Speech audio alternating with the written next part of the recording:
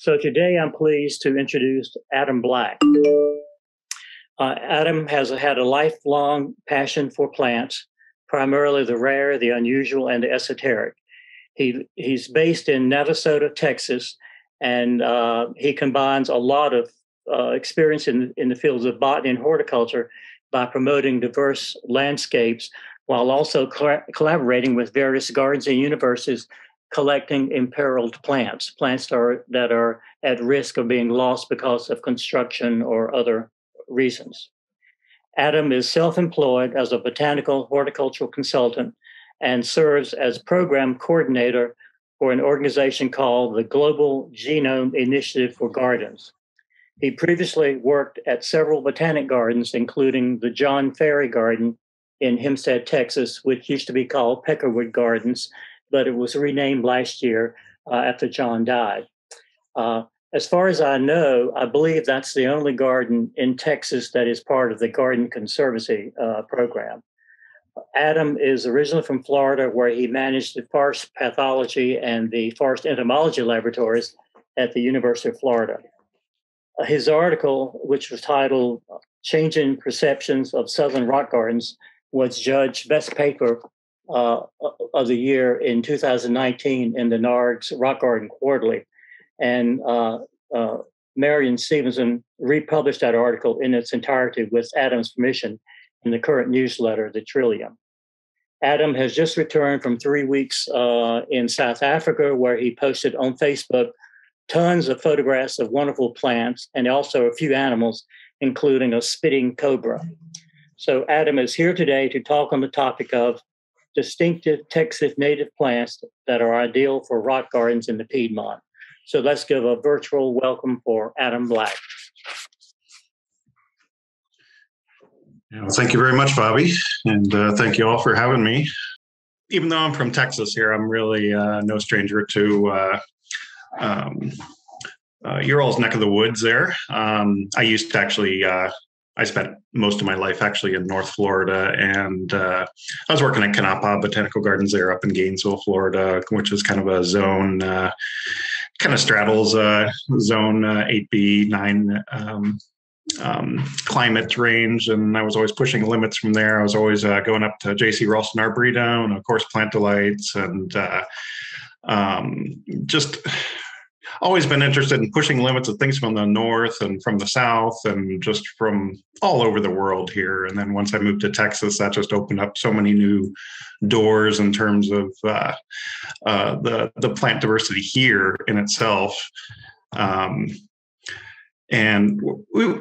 It just seems like everybody's been finding that a lot of the plants from Texas and even northern Mexico here, you can just take them and in many cases, not all cases, but many cases, a lot of the plants here are just proving very adaptable in parts of the country where you wouldn't expect them to really prosper. And some of them are from like the deserts in West Texas. You can take them up in the Pacific Northwest, and obviously with good drainage and just attention to their site conditions. I mean, they will do wonderfully up there, whereas other things may not. And then, of course, there's other things that like Tony's getting away with in his Crevice Garden there, which maybe you wouldn't be able to do in a normal garden bed, or even with good drainage. This crevice gardening style just really makes a huge difference in being able to really push the limits on some of these dryland species, which I think is great. I mean, every time I'm way overdue for a visit up to Plant Delights there to see the amazing crevice garden there and see what's still alive since my last visit, and see all the things I know have been stuck in since I've been there. And it's just I think just a really great tool for being able to, if you're a real plant nerd, want to grow some really unusual stuff nobody else has, it's just a great thing to do. I was playing around with crevice gardening in Florida. It made all the difference for a lot of things. So But yeah, people are picking up on this. This was from a trip that Chicago Botanical Garden led to Texas, that I actually took them around through central Texas from south to north, basically, because they were understanding that a lot of these Texas plants do well up in Chicago, of all places. And this was part of a plant collections collaborative expedition where other botanical gardens are recipients of this seed that we would collect as well. So a lot of these things are being trialed all over the country and in some cases around the world. And we've done many similar projects. A lot of people are interested in our flora here. Going back though, just as far as why a lot of these plants may be just adaptable to these varying conditions, you got to really think back to the ice ages, because when we had these glaciers up in the north here, when things were really cold, everything was being pushed down into Mexico. So Texas was the bottleneck. And so we had all these plants from eastern North America being funneled down through there, plants from the Canada coming down, plants from the West Coast being pushed down here. So as things advanced and receded over time, things would get stuck in Texas, wherever maybe suitable geology was or just other conditions. It's not like these plants needed to necessarily be further north, or as plants were moving back and forth, maybe they kind of left their genetics mixed with some of the other things that were more adaptable to the region. So I think that's where a lot of this latent either hardiness or adaptability really comes from among a lot of our Texas plants. And Texas is just a huge state in general. So, I mean, there's so many different ecoregions, as you can see here, to be able to sample from and do some experimentation. But just give you an overview here. I mean, I'm always surprised that a lot of people don't really understand that Texas, or especially a lot of folks from the East Coast, don't really understand that Texas, the eastern portion of Texas is actually very similar to the eastern U.S., the southern Appalachian region.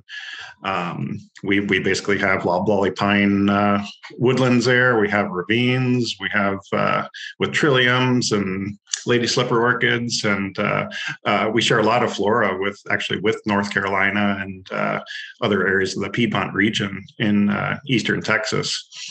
It transitions into the central area here, where it's kind of indicated by pink, where that's basically the Edwards Plateau, what a lot of people call the hill country, which is all limestone, and it's a lot more, I don't know, some people call it Mediterranean climate. I don't think that's quite accurate, but I mean, it gets most of its rain in the winter whenever cold fronts come through, but there can still be some very dry years, and there can also be some wet summers too out there. So it's kind of hard to characterize the climate there, but in general, a lot of the things from there are going to want pretty well-drained conditions.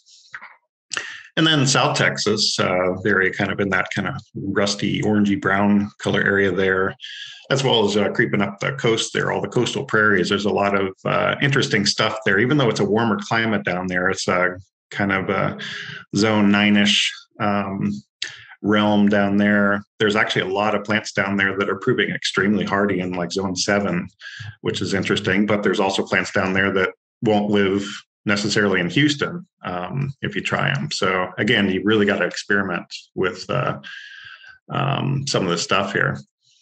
And then West Texas, the area with the jutting out there. I'm not really including the northern plains there, the areas that have the kind of brick red color and the brighter red color. A lot of that's kind of like a zone 6 environment.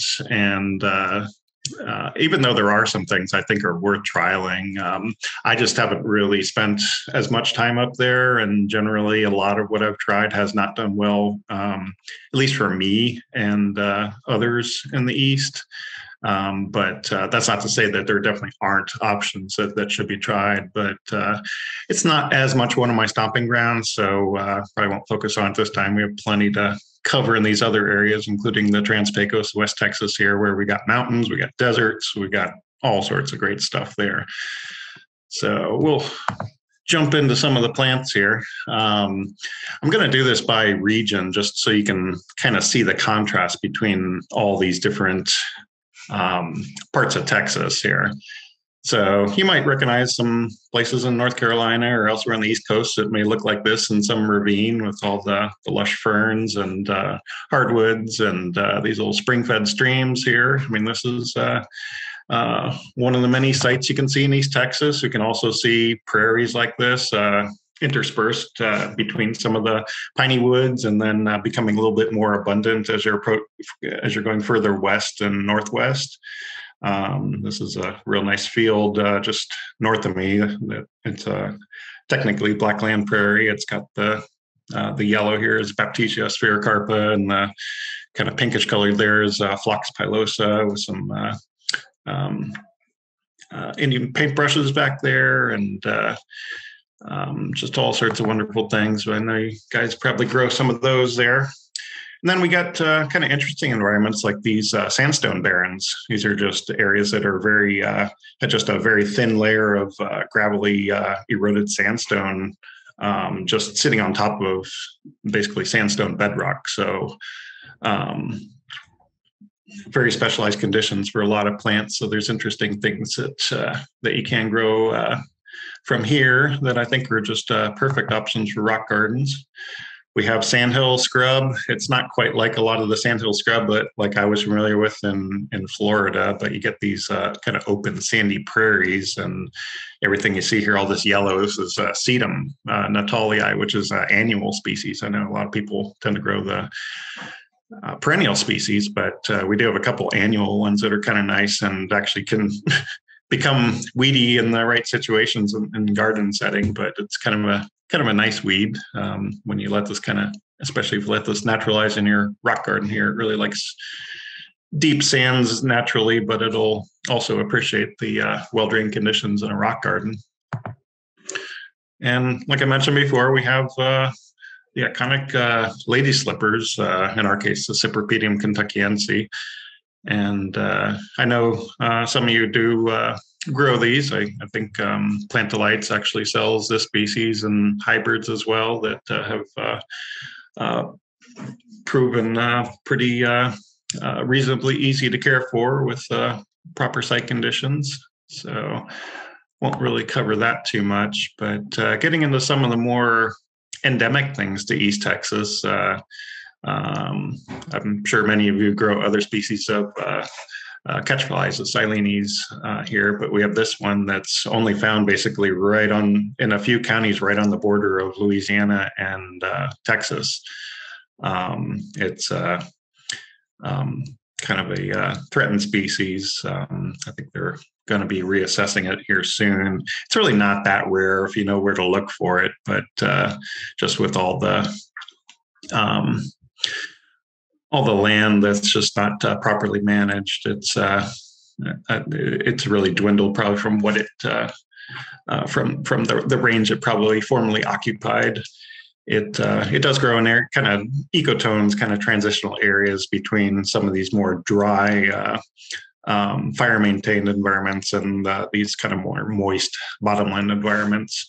So it does have these kind of narrow microhabitats that it likes to grow in, but where you find it is pretty common. I mean, there's multiple plants in that right-hand picture there, probably hundreds of plants at that site. It's quite amazing to see when they're all flowering. Very easy to grow, very adaptable to cultivation. It doesn't seem to be very picky at all. It can grow it in full sun, grow it in shade, not too much shade, but it will take a fair amount of shade itself. And it gets pretty tall too, unlike some of the other garden variety, or at least native eastern Silenes. It's some of these inflorescences will get about 3 feet tall, maybe a little bit more. So I think they're kind of good to have. They can flop around, so they're kind of good to grow among some other things, maybe naturalize among things. But in the sun, they will stay a little bit more compact.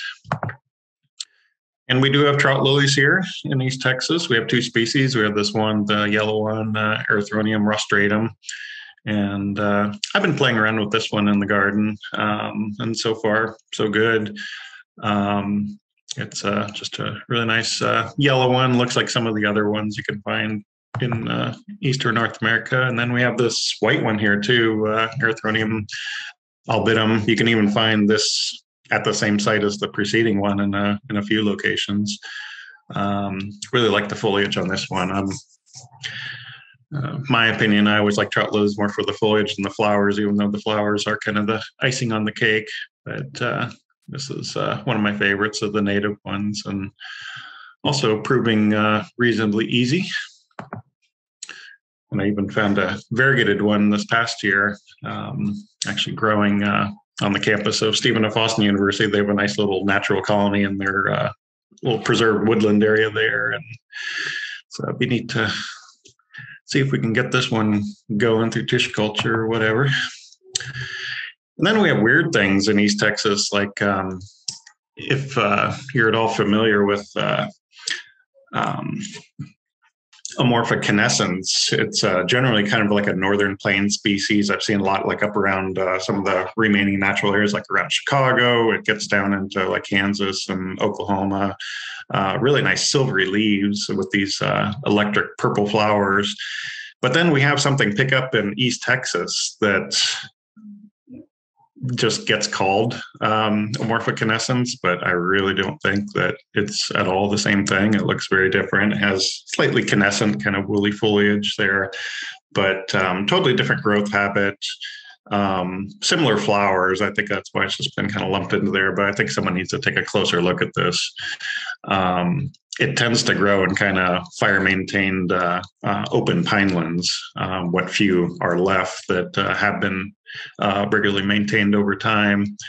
So yeah, there's actually very few sites of this left, but fortunately, like Don Stover at Stephen F. Austin University has been propagating this, so they sell at their plant sales. So it's starting to get around to the collectors, and it's just a really great plant that is just, I think, a little bit more adaptable than the more northern form in the southeastern U.S.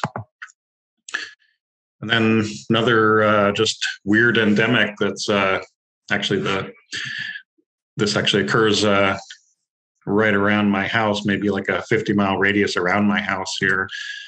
This little meadow ruth, Electrum Texonum, and it's only within that range. It's currently only documented at only about a little over a dozen sites. So I think it's a little more common if you really look. I've discovered about 5 sites this past year, just looking in the right places.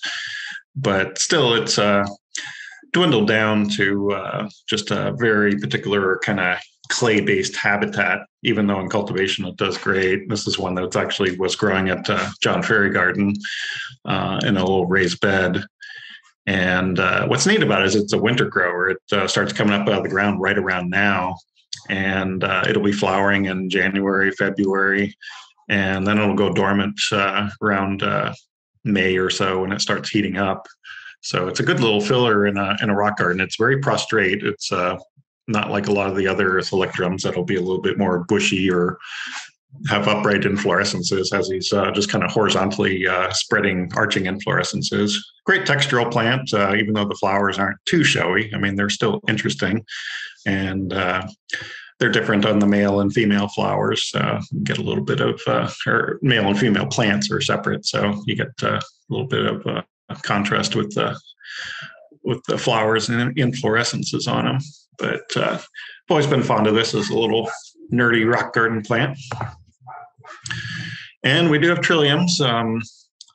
We have several species in East Texas that some of the sessile species, the ones that don't have the nodding flowers, that basically look similar to a lot of the ones that many of you all may grow with mottled leaves. We have Trillium gracilia is our common one. We have Ludovicianum and a few others, but Trillium Taxonomy here is our mostly endemic one. I think there's been a population or two also found in Louisiana, but it's very similar to the Pusillum complex, and sometimes included within those it's our only pedicellate one, the ones that have these little nodding inflorescences that are initially upright, and as they age, will start to lean over a bit and age to kind of a purple color.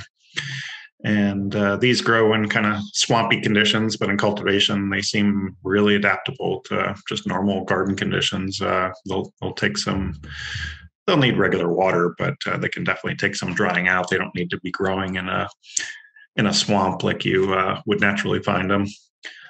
Just a nice little charming trillium.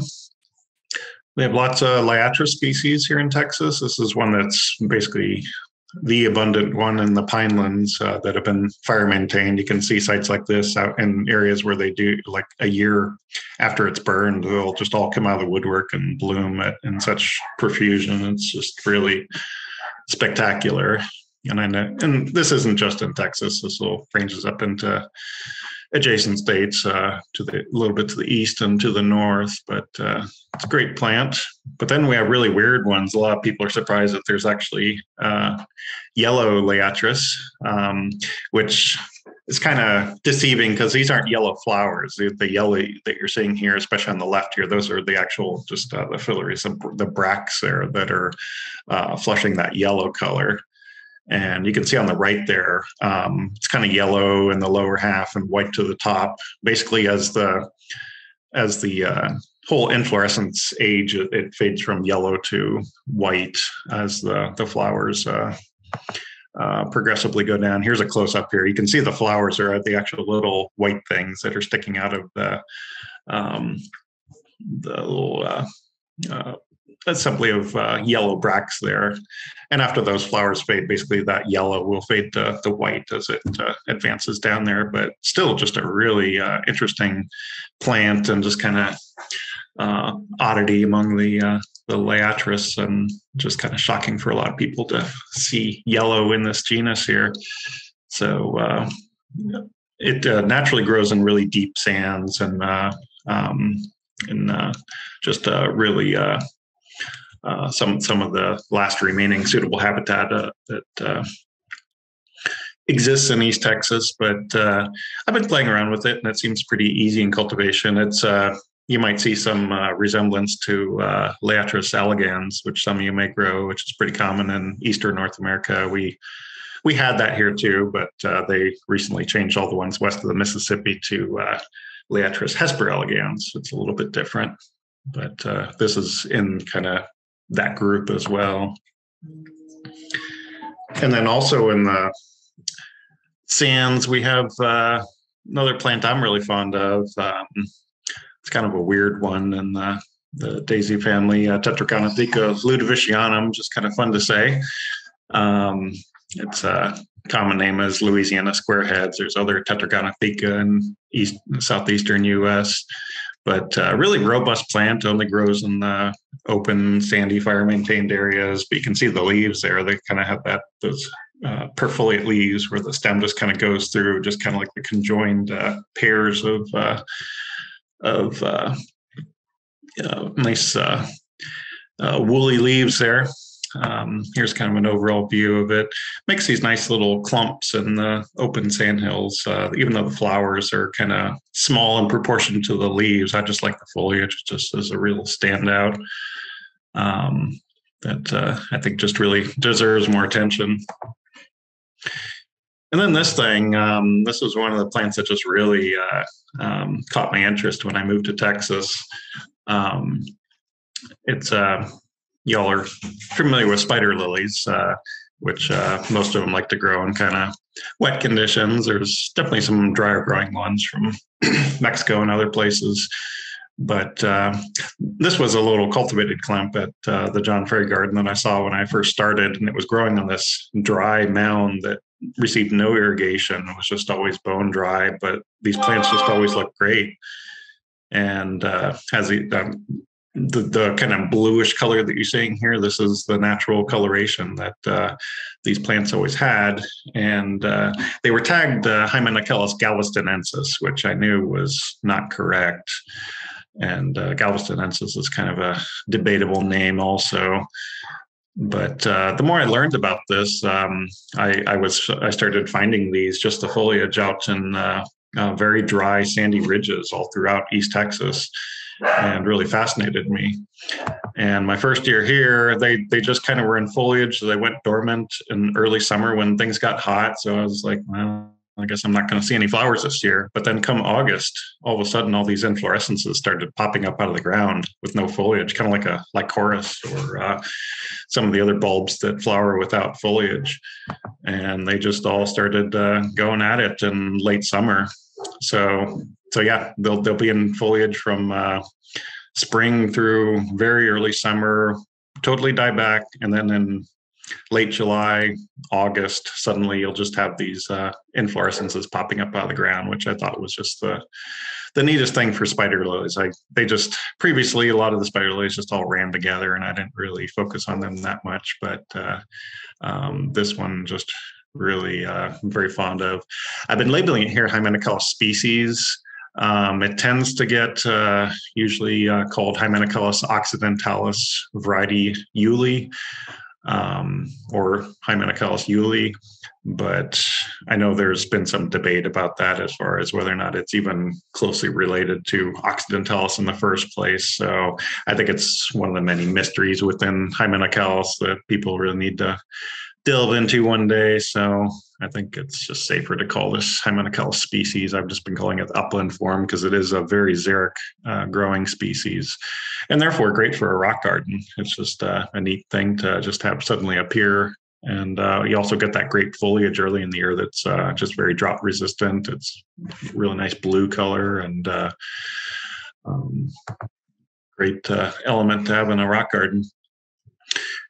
Another thing I'm really fond of from East Texas, Rudbeckia Texana. Some of you may grow the Rudbeckia Maxima, which is also from Texas and adjacent regions, which gets really tall. This one's a little bit shorter. These inflorescences can get to about like 6 feet, but I actually like to keep them a little bit on the dry side, and they stay even more compact. They'll still be happy, but the inflorescences may get to only like 3 to 4 feet tall.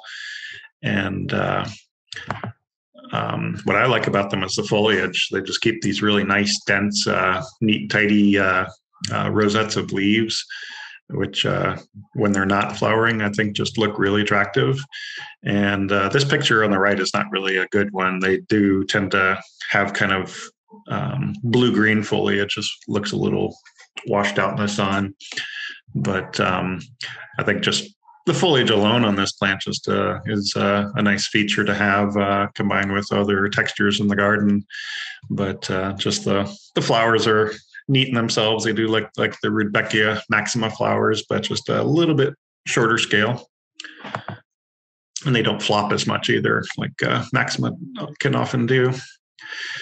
And I'm sure you all are familiar with the Spigelia, however you want to pronounce it, Marylandica, the red one from eastern North America, which does range into Texas too. But we do have a couple endemics. This one is from the more coastal regions of eastern Texas, Spigelia texana, which is a little bit smaller statured, but the flowers are really nice, white, and have these little subtle striations to them. And I've always thought it was a really attractive plant. Back in the sands, we have this endangered variety of Gallardia Estebalis, which is highly variable. You get some purple forms, you get some of the white forms with the yellow disc flowers there. Don Stover at Stephen F. Austin University selected a purple form of this as well, which I think Tony Avent actually sells. And I think he has offered some of the other like white forms and things too. And it's a good plant for just well-drained garden conditions. Rock garden, the central image here was taken in a little scree garden that I made at John Ferry Garden, where it did really well. And I think it has nice foliage too on it for Gallardia. It'll actually stay a little bit more, it makes a nice little kind of fuzzy, kind of olive green mat of foliage. I couldn't find a photo to include here. But another one I couldn't pass up highlighting here, which has become a favorite of mine. You can see on the right here, that's actually growing at Plant Delights. You can see Tony's back there with Dave Creech and Scott McMahon there. We were all admiring this. This is one that Wade Reutsch from the former Yuccadoo Nursery had actually found growing wild in East Texas. And I've never seen anything like this. And I mean, I've seen plenty of Gallardia Estebalis forms in East Texas, but this one here, it just makes these ever-expanding clumps that holds this really nice foliage, and it's just a blooming machine. Really unusual for Gallardia Estebalis that tend to be a little bit more kind of scraggly and just kind of maybe you get a few stems out of them. This one is just a really special plant, and I think Plant Delights crew put the name Glitz and Glamour on it after Wade shared it with them, and it proved its worth. So highly recommend that plant, and really needs to get around more. And we need to figure out what it is too, in the whole Estebalis complex.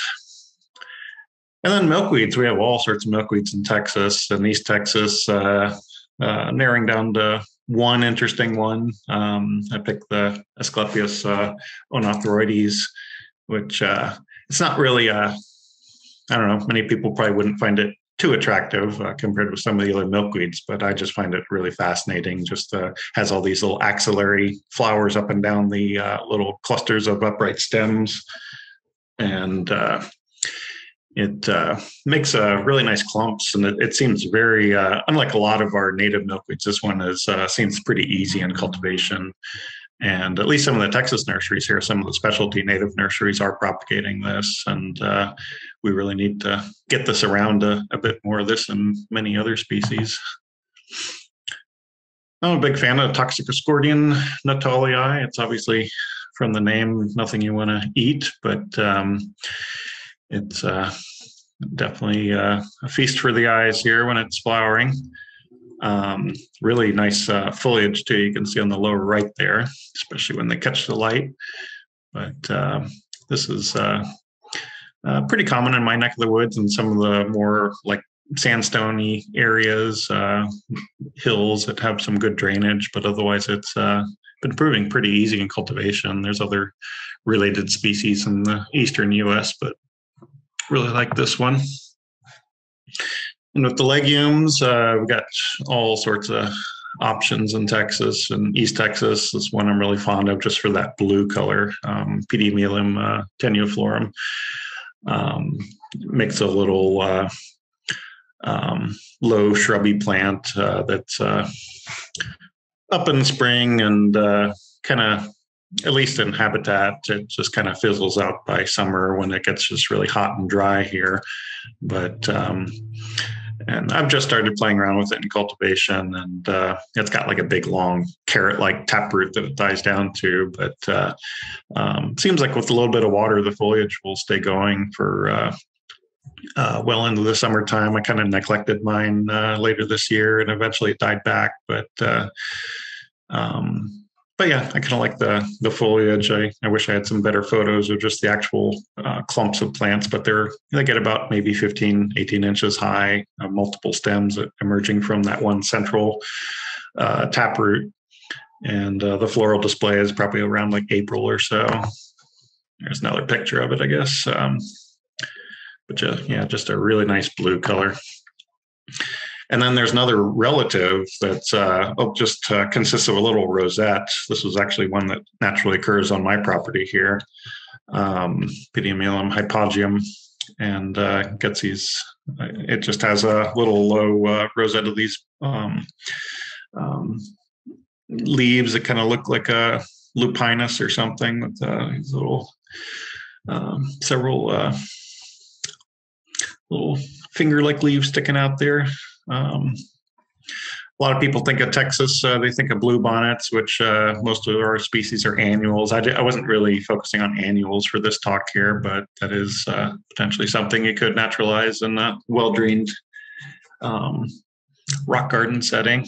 But this one has been pretty easy. Being that I have this native on my property, I've just dug up some from my yard and stuck them in some rock gardens, and they never miss a beat. They look great. They do go dormant by about midsummer or so, but you get these really amazing hairy flowers and inflorescences late spring. And Aristolochia. This was something that totally surprised me in my yard the first year I moved there. I was walking along and I just saw this little inflorescence sticking up out of the grass and had no clue what it was. It looked like a little jack-in-the-pulpit or something like that. And I looked closer and realized it was a Aristolochia. And And this is one that just tends to cryptically live in these grassy open prairie areas, and you never will see it unless either a pipevine swallowtail is depositing eggs on the foliage, or this strange inflorescence catches your eye. Here you can see with my hand there, it's basically encircling the grass-like foliage. It's sticking up there. But the one on the right is cultivated. That's in a pot there. It's actually pretty easy to grow, and it will make a nice little clump of the grassy foliage, which I think would look even better in a rock garden setting where it can be better featured with no grasses and other things just kind of blending in with it. And then once you get those crazy inflorescences there, it's just a real unique curiosity for rock garden setting. Very easy to grow. Another one that's not on many people's radar, Hymenocolus. We have several species in Texas. I think this one's the most attractive, Rudbeckia. And it's dies back to a little bulb. It's a fall flowering, well, late summer, early fall flowering plant. It's about done flowering now. These photos were taken this past August. Tends to naturally grow in some of the areas that where there's sandstone outcrops, likes good drainage, but so far it's been pretty easy to grow. And we had some collected in Mexico at the John Ferry Garden that looked very similar to this, but were different species, and they were just kind of grown in kind of a gravelly kind of scree garden setting, and they were doing wonderfully. And some of you probably know about some of the miniature sable minor forms, I think most of which have come from like northern Florida, which I've seen those in habitat too, but I found a little population here in East Texas as well. These little dwarfs, you can see these things with my hand there for scale. These are flowering, and that's as big as they get. And what's strange is these live among normal large size sable minors. I mean, they're about 20 feet away from this plant. There was a whole bunch of normal form ones, which, I mean, the juveniles of those wouldn't be flowering at this size. Their leaves wouldn't be that dissected. They're totally different things that are growing side by side. We have a researcher who's working on sable minor and trying to unravel the mysteries of these different forms of sable all throughout the southeastern U.S., including the sable Louisiana and all these other strange mysteries that seem to regionally pop up. So she's going to get some DNA of these and some of her other weird things and try to make some sense of that, and as relates to also like the dwarf forms that are found in Florida and other places. So that'll be kind of fun to see what becomes of that. But meanwhile, another great little dwarf clone for perfect for a rock garden. And so now down into more southerly Texas, coastal prairies, and you get kind of, this photo here kind of shows more what would be considered Tamaulipan thorn scrub, or at least the northern vestiges of it. This palm here is actually the sable brazoria, which some of you might be familiar with. I know it's grown in the Raleigh area successfully, some with the Ralston arboretum, plantolites, and I'm sure several of you have grown it as well. And this is it in its natural setting. But lots of other plants grow in this region here. This is a really cool one, Amarexia wrightii. This one, you can see the foliage there too. It's got that really beautiful palmate foliage. It's, I think, our only member of the Bixaceae family in our area, broad area here.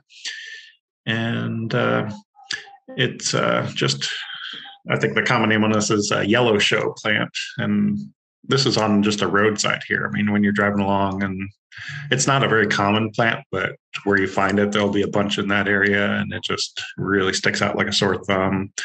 Those flowers are about 2.5, 3 inches in diameter, and they last for only a few hours a day, but still you'll get a succession of flowers over a long period of time. They open like late morning and they'll close by mid-afternoon. So you got to be around to really enjoy them. But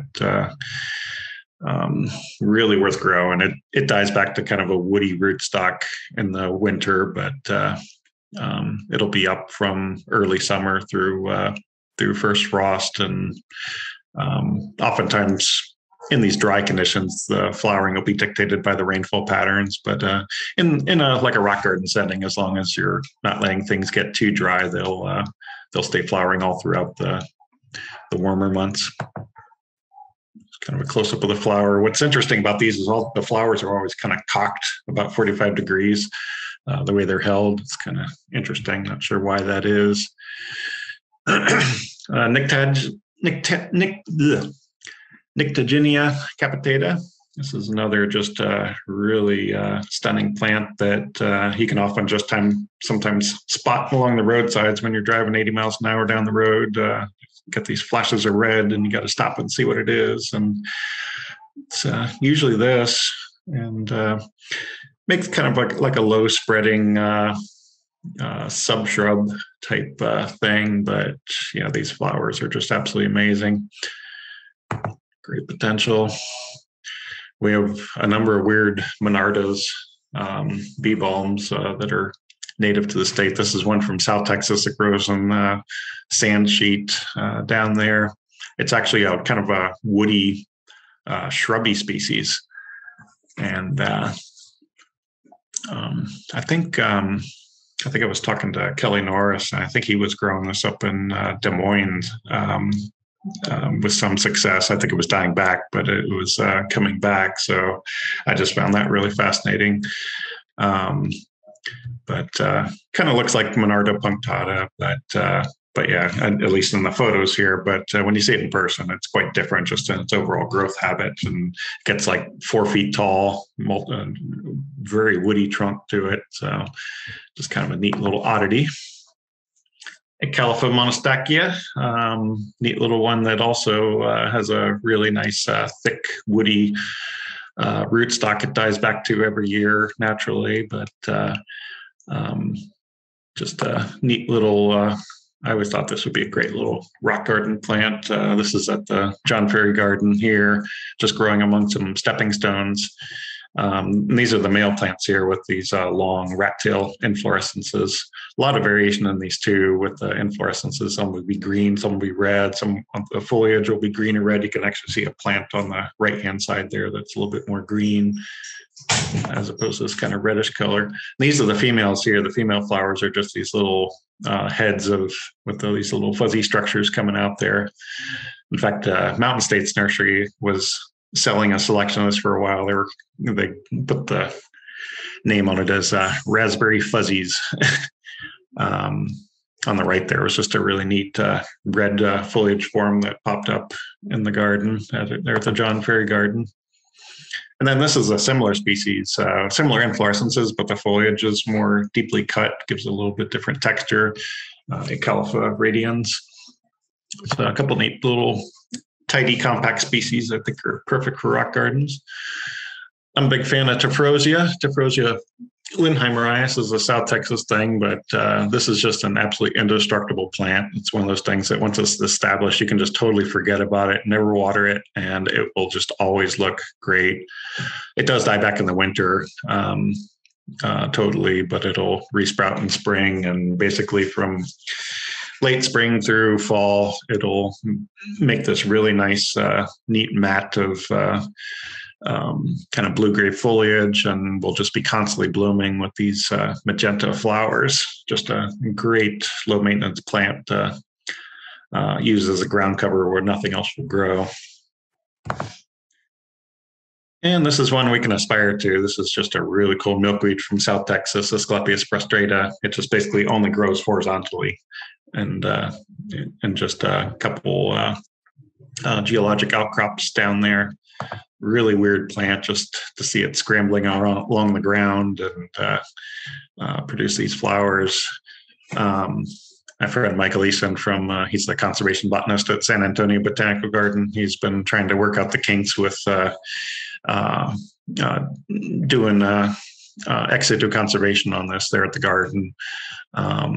And hopefully we can get good at growing these in cultivation. I think rock gardens are the key to actually growing these in cultivation. I'm trying to encourage them to maybe do like a crevice garden setup for growing all their different clones that they want to, all the genetic diversity that they want to back up in cultivation. A lot of these sites where this grows, unfortunately, are like roadsides that get regularly graded, and they'll just scrape the tops of these off. Fortunately, they got a really deep taproot, and they'll eventually come back, but it knocks them back for a bit. So it's not optimum for them, and they just don't really exist outside of these unnatural environments that give them some last vestiges of suitable growing space that are human altered, unfortunately, but still are subject to annihilating these remaining places. So it'd be good to get this in cultivation where it can finally be safeguarded. Okay, now getting into Central Texas.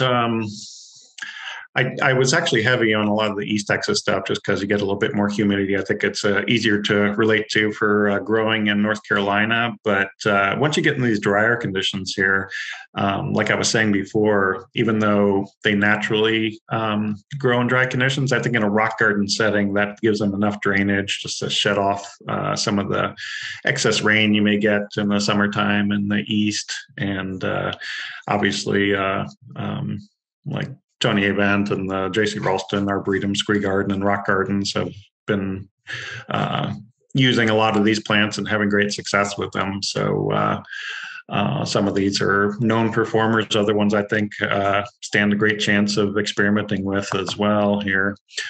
But as I was mentioning before, the Edwards Plateau, it's mostly limestone. I'm also including in this the Llano Uplift, which is just to the north of the Edwards Plateau and kind of contiguous with it, but it tends to be more acidic soil, sandstone and granite. A lot of the plants are kind of found on both habitats, but there are some things that are either found only on the limestone or only on the granite. This is all limestone here, kind of a little natural vertical rock garden with yuccas and cacti. I should mention, I'm not going to cover any of the predictable cacti and yuccas and things like that. I think y'all probably are. I think at least in Texas, when I mentioned rock gardens, and I mentioned this in that rock garden article, whenever I mention rock gardens, everybody just automatically thinks of cacti, yuccas, all these desert succulents. And that's what I want to try to get away from. I think there's so many wonderful perennials and things that nobody focuses on. Everybody just gives all the agaves and the cacti and the yuccas attention, which are great. I'm a big fan of them, and they definitely are unmatched in their textural qualities and things. But I really want to focus on all these other crazy plant groups that nobody looks at here. So things like this. There's many of you may grow some mandavillas that some of the tropical vining ones that have the showy red or yellow flowers. But we have one that's very hardy that grows in Central and ranging into West Texas too. I think the more accepted genus nowadays is this Macrosiphonia. So it's Macrosiphonia macrosiphon, but a lot of literature still calls it mandavilla, macrosiphon. It's not a vining one like the tropical ones that are more familiar in cultivation. It's this just has these. It just forms these colonies of these short upright stems, but then it has these very large disproportionate flowers that obviously look like some of the other cultivated mandavillas. And I think just is just a perfect rock garden plant, just being that makes that nice short matte foliage, and then just these great flowers. The flowers tend to open late in the day, and they'll kind of flop down there during the heat of the day. They're pollinated by sphinx moths at night, so they're looking their best either real late in the day when they're just starting to open, or in the morning when they're getting ready to shut down. But still, you get plenty of ornamental qualities from the flowers in the garden. And some of you might be familiar with Sonia Siliata, which ranges into the southeastern U.S. But what's weird is this species suddenly we don't have it in East Texas or Louisiana or anything, but it just suddenly picks up again in the limestone in Central Texas. And it looks quite different too than a lot of the Eastern forms, like the ones I'm familiar with from the sandhills in Florida. But either way, it's still these Texas forms are really beautiful plants, make these nice little colonies on these dry slopes growing with yuccas and other things. Foliage is a little bit broader, even though it looks pretty linear here. It's I know, like the ones I'm familiar with from Florida, the leaves are just extremely fine, much more narrower than this. But I think these Texas ones have a nicer blue to them than the Florida ones I remember. Another milkweed from this part of the state. I think there's a bunch of them, but I think this is the most adaptable one, easy one in cultivation, Esclepius Texana. It'll make a nice multi-branched kind of low bush that's a blooming machine, just always flowering in the warmer months, and very, very easy in cultivation. Some of the other native milkweeds, at least in Central and West Texas, can be kind of picky in cultivation, but this one is just very amenable to cultivation. Really like perennials, cliff daisies. These often will grow, many of these species will often only grow out of cracks on totally vertical surfaces. I was trying to look for a good photo I had that just had a cliff face covered with all these little dots, just basically looking like they were glued on the side of the bare rock face. But the one on the right there is the only one I could find that doesn't really, you can tell it's growing out of a side of a boulder here, but it wasn't the picture I wanted. But I've been growing them in crevice gardens. You can see the one on the left there. That's a little garden I put in at Rice University in Houston, and they're doing great. They just stay a little nice, tight little clump with really good drainage. And I think another genus that really needs attention among rock gardeners is all sorts of other great species too throughout the southwestern U.S. and into Mexico. But this is the one I've played around with the most so far. It's a blooming machine. Galphemia angustifolia. Some of you might be familiar with Galphemia glauca. That's not native to the U.S., but this one is native to the southern Edwards Plateau in the South Texas. And again, when I was preparing my talk here, I couldn't find my really good images of the nice tight clumps of foliage, the natural growth habit of the species. But it does make I think a perfect little nice clump for a rock garden setting in terms of the foliage and the growth habit. But what's also neat about this, and in addition to just the unique detail of the flowers here, which are typical of the Malpighiaceae family, are just you can see a little bit on the right-hand side there. The flowers will start out yellow like on the left, but then they'll age to that kind of coppery orange color. So sometimes when you get a plant that's really flowering profusely, you'll just get this multicolor effect with all those flowers. You'll have some that are, the younger ones are yellow, and then the older ones that are orange, and then some of the transitional ones that are kind of in between. And it's just a really neat sight. Wish I had time to go find my better photos, but I'm really bad at organizing those. So ironweeds, Central Texas, we have the Vernonia Lindheimeri, which I tried this in Florida, and it was never really too happy until I was enlightened with Crevice Gardens. And then Crevice Gardens and just reflected heat from having just kind of like scree gardens, gravel around them. That just made all the difference with this, trying to grow it in Florida. So yeah, again, that's where rock gardens can come in handy. A lot of people would probably pass this off in the East, saying that it's impossible, it just won't take the humidity, but rock garden settings will push the limits on it. This one does have this really nice kind of silvery, hairy foliage to it. There's another species, Bernoulli Arsenii, that's even more spectacular. We'll see that a little bit later here in the talk. But just a great textural plant. Discaristi species. I think this is taxonomically a mess. There's several species, but each of those is so ridiculously variable that I think someone needs to look at these more and figure them out some. Basically, the one on the left and the one in the center, they're considered the same species, Linearis, but there's so many differences that you just can't really key them out very easily. So I think there's quite a complex going on here. But either way, these are great rock garden plants. Some of them will die back. Some of them will remain evergreen, at least in zone 8B, 8A.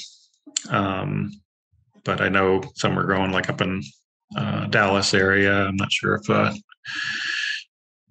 Plant Delights or the Ralston are trying these. I may have shared some of these with them at some point, but really great plants. Some are like the one on the left, more upright. The one in the middle is more prostrate. The one on the far right there is obviously got the more silvery leaves. That's from West Texas there. They are relatives of Ruellia, so the flowers do look like little miniature Ruellia flowers. They don't seem to really seed around, though, and become weeds like Ruellia, so that's one good thing about them, but they will just slowly form these expanding clumps, making a really nice ground cover, great for weed suppression. And then back to the Spigelias, we have another species that's endemic to central Texas. I think it ranges also into northern Mexico too. That's kind of a small one. It makes a nice little, kind of like a neat little, almost like a cushion plant growing in the limestone. But these little flowers with these little stripes on them. Of course, desert ferns. I'm really fond of these. Rock gardens are the way to grow them. A lot of people try to grow them in pots and things and sometimes fail, just not really quite understanding what they need. They do like water, but they do like perfect drainage at the same time. So crevice gardens I've found are just the way to go with these. And there's just so many different options here that come in so many different forms. Some of these you may know as Calanthes. They recently got changed to Myriopteris, so kind of included both names here. But you can just find these wonderful little natural rock gardens. This one's in Central Texas in the Granite here with Myriopteris lindheimeri, which has these nice chalky white-colored fronds that are quite rhizomaceous. Will make these nice big patches here mixed with claret cup cacti and other things. This is on Enchanted Rock in the Granite uplift area here. You can see there's a patch of the Myriopteris lindheimeri there at the base of this giant boulder there. Just always thought that was a neat site there. Similar one, Myriopteris etonii, which is even more white color, but doesn't really, it's more of a clumping one. It doesn't really make those large rhizomaceous patches. Then you get all these other wonderful colors and textures, real nice deep green and crazy scaly texture of the Myriopteris fendleri. This one, Gaga, called Fussy Eye. This one used to be Calanthes until they did some molecular work and found that it's a little bit different. And I guess the people who described this were Lady Gaga fans and decided to name the genus after Lady Gaga. They claim there was in the DNA sequence, there was a characteristic of the species. There was a repeating sequence of guanine and adenine, GA in there. So they use that as a basis to name it that. And then there's Calanthes leucopoda, which is, I think, the only one in North America that has not been moved to Myriopteris. This one did stay as Calanthes. It has a little bit more kind of a different frond arrangement there. Then the Peleas, all sorts of wonderful, crazy, zigzaggy fronds on these. They often tend to just be kind of spilling out of rock cracks like this, which I think is neat. Pelea rightii, really neat one. This one's been pretty easy in crevice gardens for me. As has this genus, Ardrocosma, really nice turquoise fronds on them. It's one that I've been really fond of here, Microphylla. Almost looks like a blue maidenhair fern almost, but really tiny. Mahonias or berberis. I think there may even be new genera these are being tried to fit into. But whatever name you want to use, we have a couple species in Texas. I think this one's should be of great interest to rock gardeners just because it's a smaller statured one, really nice yellow flowers that are actually fragrant, unlike all the other species. And the foliage is just a really nice kind of bluish color to it. It's kind of rangy in habitat, but with some selective pruning, you can make a really nice compact specimen. Very small, delicate foliage. And in the wintertime, after it gets some chilling, it'll have it'll just kind of flush this really nice blood red color, which I think is just really cool. The other Mahonias that grow with it don't do this. This is the only one that will do this photo inhibition during the winter time. And this isn't fall color or anything. This will actually change back to green again once it warms up again. So it's not like these leaves are about to fall off or anything like traditional fall colors on like a maple or anything. This is just a temporary winter coloration that will change right back to green. So your plant will not defoliate. So that really needs to get around.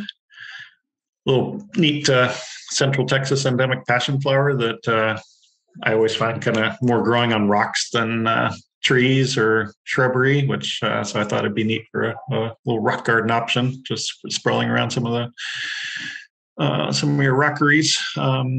Passiflora finis, and you can see on the right there just all the different variations of leaf shape just on this one single plant. And on the left there, you can see some of them get kind of the silver splotching, kind of like the Passiflora lutea that we also have in East Texas, but you can also find in your neck of the woods there. Neat little plant, and can't not talk about Clematis texensis, the only red, naturally occurring red clematis that's endemic to Central Texas. And it just makes a nice, it's used a lot for hybridization, get that red in there, but I just don't think there's any, why improve something that's just already so good here? I mean, a lot of people want bigger flowers, but this is just so striking in itself. And the foliage on this is a nice blue color too. And it's not a very rampant vine either. So it's kind of neat to have in like a rock garden. I've seen it just growing out of cracks of rocks and just sparingly sprawling around the ground, or you can guide it up between some low shrubs in your rock garden. Really a great plant. And we'll finish up here with West Texas. Sorry, I'm going probably a little bit long here, but we'll buzz through these real quick. West Texas is, again, you got mountains here in these upper elevations. It's basically the equivalent of like a Zone 7B, Zone 7A up here. Get snow and some pretty good freezes up here. But and it's also very dry. But that doesn't mean that a lot of this stuff, again, won't take more humid, summer humid conditions with proper siting in a rock garden or a crevice garden. In fact, that little mountain range, that ridge right there looks like a nice little example of a large-scale crevice garden right there, turned up on end. You got these nice little microclimates in the mountains with things like the maples here, the Acer granidentatum, and that tree jutting up in the background in the center there, that's an Arizona cypress, which we do have in West Texas. Then you get all these mixes. You can see all the prickly pears mixed in and all sorts of other wonderful things that find refuge in those slightly moist canyons. Here's just a nice little rock garden in the Chisos Mountains here with the blue is Salvia Arizonica, and the reds in there are Bouvardia ternifolia, and I think in the background up there have some Salvia Regular. But and then you get the Chihuahuan Desert out here too. That's basically between the mountains. That has all sorts of great options too. This is also up in the Chisos Mountains, Big Bend National Park, looking off in the distance in the horizon there. That's Mexico's the Sierra del Carmen's there, that ridge in the far background. overlooking the Rio Grande Valley. So mentioned a second ago, Bavardia ternifolia. I know Plant Delight sells this. It's just absolutely beautiful plant. It really needs to be grown more. From my experience in Florida, at least, I don't know what Tony might say, but I just always found it kind of difficult unless it had really good, well-drained conditions, but also liked regular water as well. So, yeah, just like to grow very kind of hard. So I think a rock garden setting is just kind of perfect for this. And if you really wanted to get it to bloom well, mine would always, in Florida, would always grow, but it would just get all sprawly and flop over, and just definitely unhappy until I just kind of learned to grow it tough, basically. Restricted root room and full sun and lots of reflected heat. We have several species of Amsonia out in West Texas. A lot of them tend to be white flowered, but really make these nice tight clumps that we need to get these in cultivation.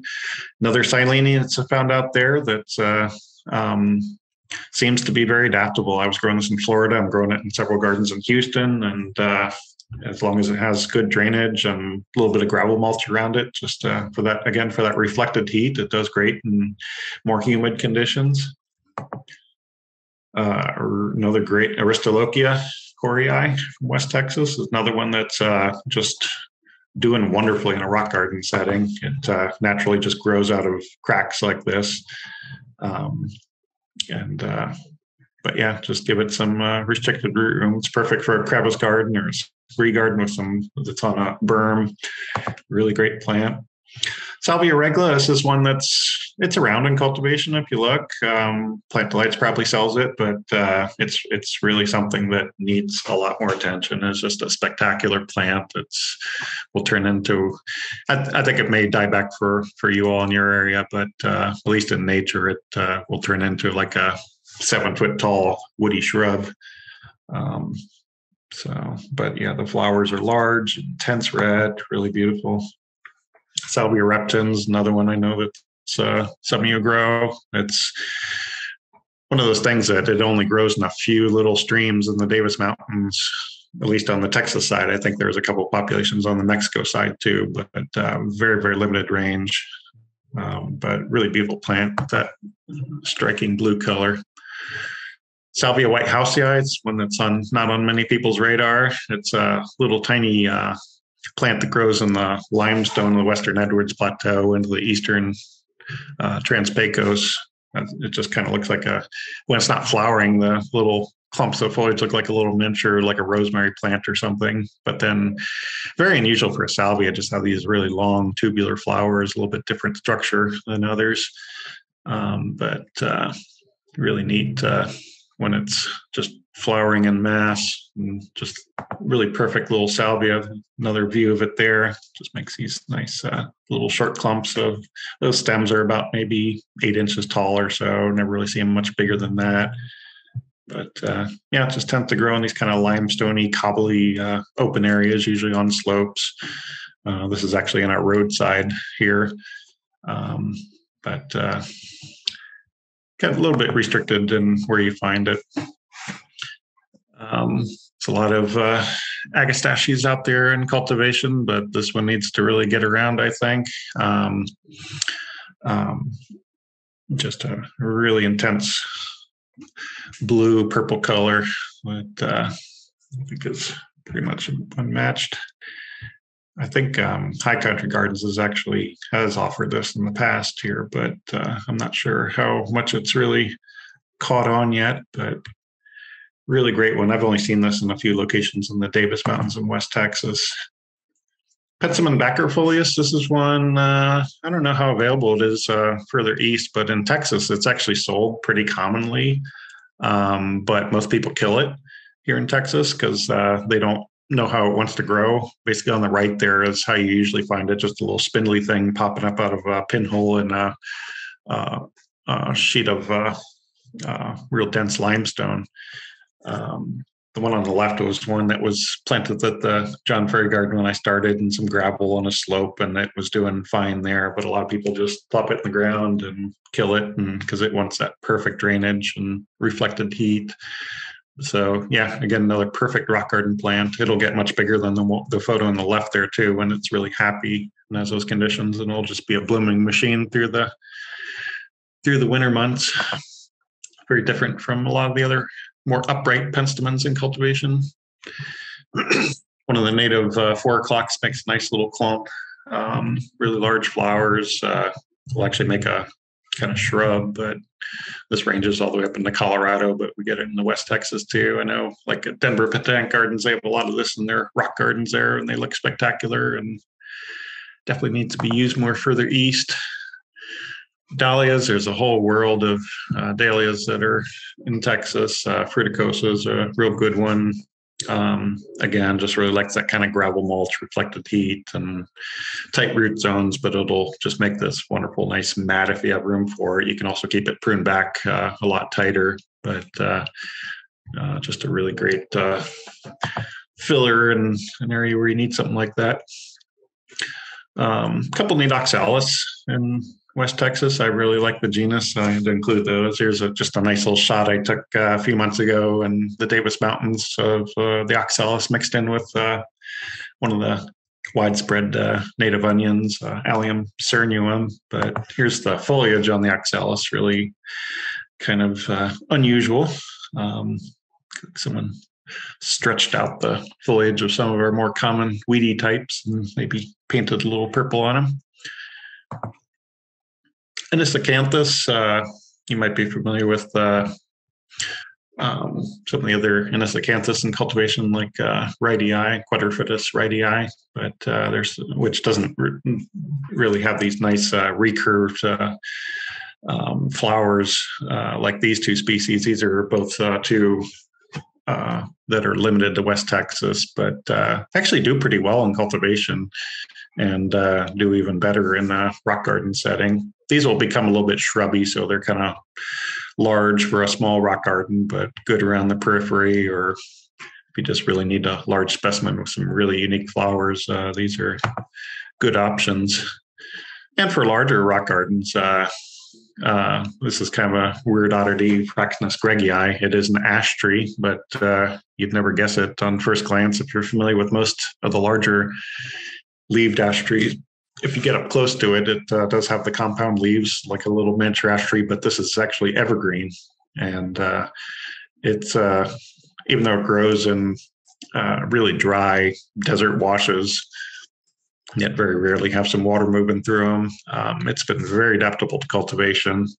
Doesn't necessarily need perfect drainage, definitely likes drainage, but like, again, I was growing it in Florida, just stuck it in the ground and forgot about it. And it would get rained on all through the summer and never miss a beat. Very easy to propagate with cuttings, and just, even though it's a larger woody shrub for a larger rock garden or something around the edges where you want kind of that desert feel and a nice kind of airy texture, it's a great little curiosity for that sort of setting. And then there's things that I was always hoping would be a neat little like rock garden oak. We have this rare oak in West Texas, Quercus hanklei, that's only found in 2 locations. I've been working a lot with the conservation of this species, getting these backed up in botanic gardens, doing both seed collections and vegetative propagation. It is a suckering species like some of the sandhill scrub species you can find in the southeastern U.S. But the interesting thing is, for like folks like you all, I don't think this will ever be a nice little short, compact rock garden plant, because when you bring this out of these Chihuahuan desert environments growing out of limestone cracks where they're all stunted and reduced like this, if you bring them further east into humid climates, they actually do too well. They're too happy there, basically, which is, I think, what they were formerly used to. The West Texas used to be a lot wetter, and I think over time, as it's dried out, a lot of plants just either moved on or went extinct. This one just kind of shrunk down to persisting as these little shrubby things. But bring them over to like Houston area, and they breathe the sigh of relief, and they'll actually turn into a tree. which is probably how they used to grow. And so it's one of those things with like our Global Conservation Consortium of oaks. They've been talking about propagating and getting them reestablished in the wild, but I keep telling them that I don't think these really want to be there. These were just naturally going extinct, and I think it's great that we back these up in other places where they are going to be happier. But it's one of those things a lot of people can't really wrap their mind around. They think plants are just supposed to go back where they always were. I think this is an example where humans weren't really impacting these at all. They were on their way out before any human impacts on the earth, and I think it would be fruitless to try to get them going again where they don't want to be. So, but it's definitely something we should conserve and learn from. So, but that said, I mean, it's still a great garden plant if you want a larger oak. It'll be a little while back before it's more available, but I think they actually have one at the J.C. Ralston Arboretum, and I might have shared some with Tony event as well at some point, but if not, we'll definitely be getting these around more to play around with.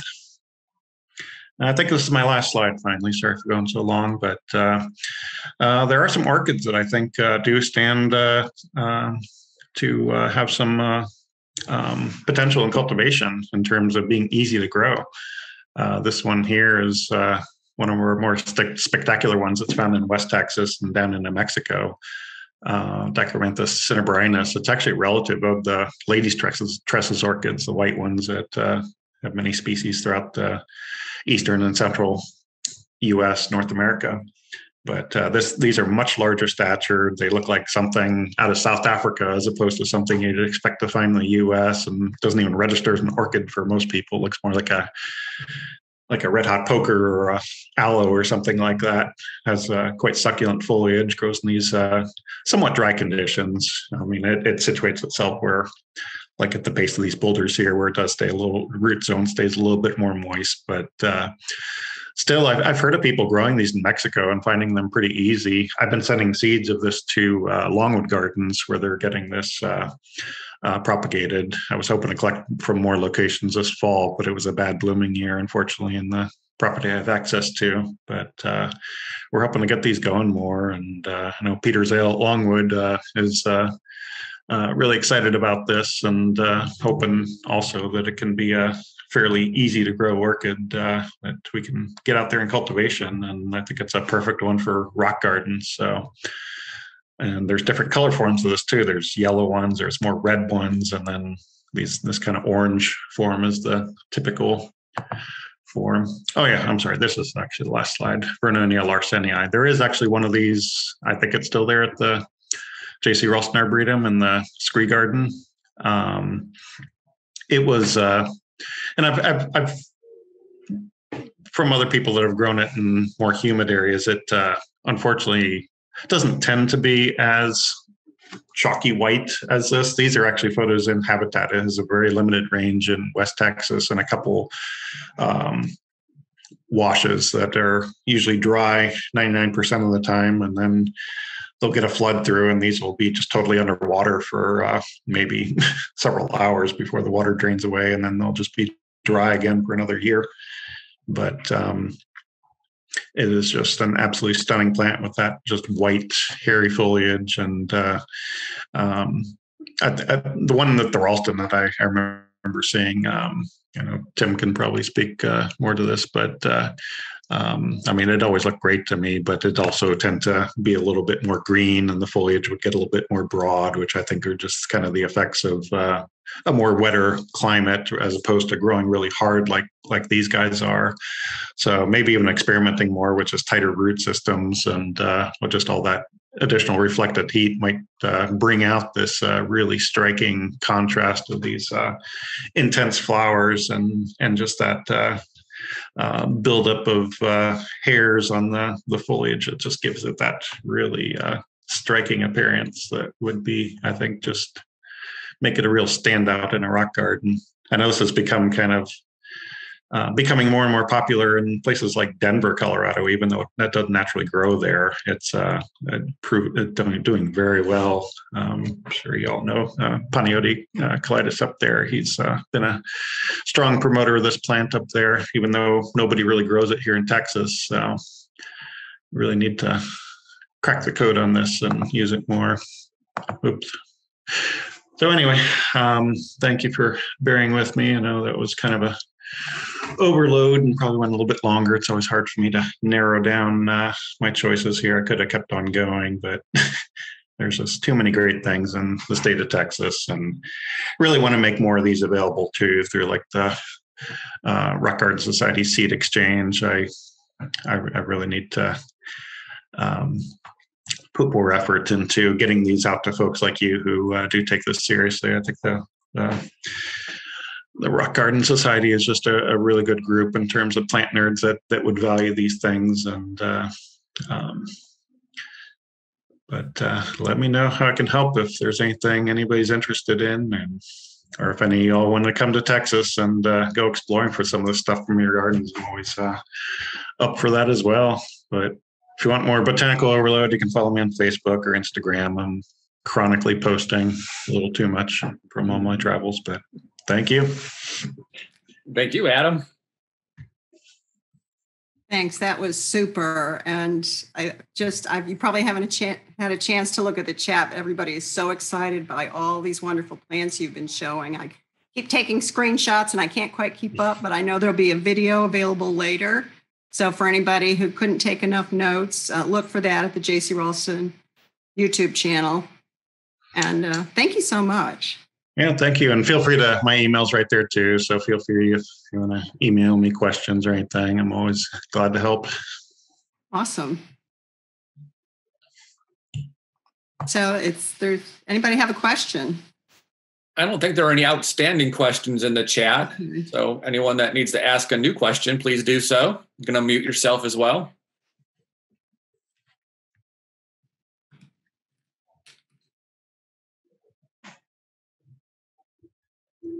Well, I can't believe there's no questions, Cindy and Adam. Well, I have a question then. What's the best time for somebody who wants to do some botanizing, say in East Texas? What time of year would you go? Like February, March, or all summer? Or yeah, I mean, for the best bang for your buck, it would be either the spring months or the fall months. There's all sorts of wonderful things to be seen in any month, at least in East Texas. Well, anywhere in Texas, but yeah, you can't go wrong any month. But yeah, I mean, of course, spring is big, and for all the spring ephemerals and the eastern woodlands, and fall, there's all sorts of wonderful things going off in the prairies and the sandhills. So, but yeah, there's always something great going on here. Cool.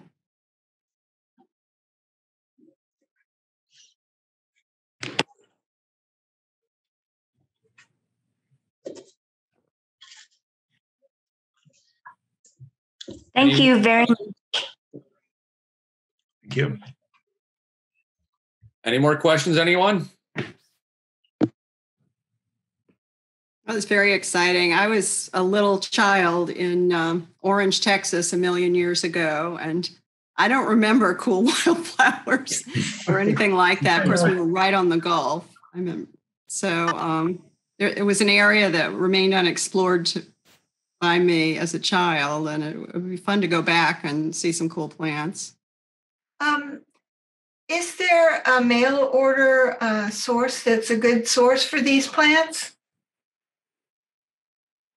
Well, aren't enough kind of one-stop shops for a lot of this diversity. I mean, Plant Delights definitely sells a number of these from time to time.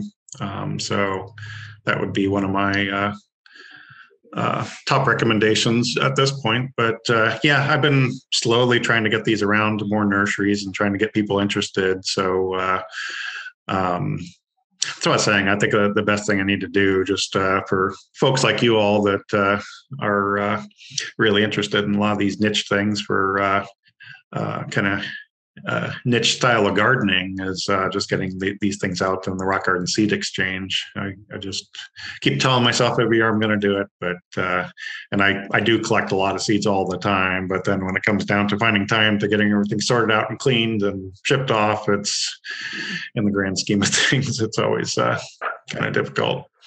But we got to make it work somehow. What about a plant list? Have you got a plant list? From the presentation here? Yes. Yeah, I can definitely do that. That'd be good. Thanks. Mm-hmm. Also, I have a question about any gardens you'd recommend in the areas of East Texas to visit, native plant oriented. I mean, John Ferry is one, right? And that's down by, okay. John Ferry, which is just northwest, just outside of Houston, northwest of Houston. Hoping as Houston Botanical Garden, which just opened last year, I'm hoping that as time goes on, they get situated. They're really interested in starting to, of course, they had to kind of start out as a display garden, but they have a lot of great opportunities there for, they've already put in rock gardens. It's just got the typical cactus and agaves and stuff, but I've already been trying to get them excited about inserting all these other little wonderful things and all the nooks and crannies there, and showing people what can be done in that region. So there, starting. Yeah. Lady Bird Johnson Wildflower Center in Austin's a good one. Chihuahuan Desert Research Institute, if you're ever out in West Texas, is a great place. San Antonio Botanical Garden has a great native collection, and been actually in discussions with them about some other, I and a number of other acquaintances increasing the diversity there as well. So where's your NARGS chapter? Is there several chapters in Texas, or what? We don't really have one. No? Okay. Yeah. There are members in Texas, but I'm not sure. I mean, I've seen just on the general list that there are people in Texas, but I'm not sure which chapter people always associate with, just because Texas is a broad state, and there are people in El Paso that may associate more with the Western folks, and people in East Texas may associate more with the Eastern folks. And so, yeah. And exactly what town are you in now? What city are you at? Well, I'm kind of between, I'm technically Navasota, but I'm out in the middle of nowhere. I'm kind of between Navasota and College Station, just living above the Brazos River. Okay. No neighbors in sight, the way I want it. All right. It was a great talk. It was really, wow. Everybody's inspired, I'm sure. I am. Well, I don't see any more questions in the chat, Adam. Well, Thank you so much. thank you. It was wonderful. If you do have any time, even a couple kinds of seeds, the deadline to get them in is November 1st. So, I'd love to find your seeds in this year's seed exchange. That would be awesome. Yeah, I need to make it happen. So. Yeah. Thank you. Well, that was wonderful. And there's no more questions. Or Bobby Ward, do you have something? I just wanted to thank Adam for attending our meeting this morning. Really appreciate it. Great talk. Thank you. Okay. Thank you. It was great. Thanks, everyone. Thank you, Adam. Yeah, thank you.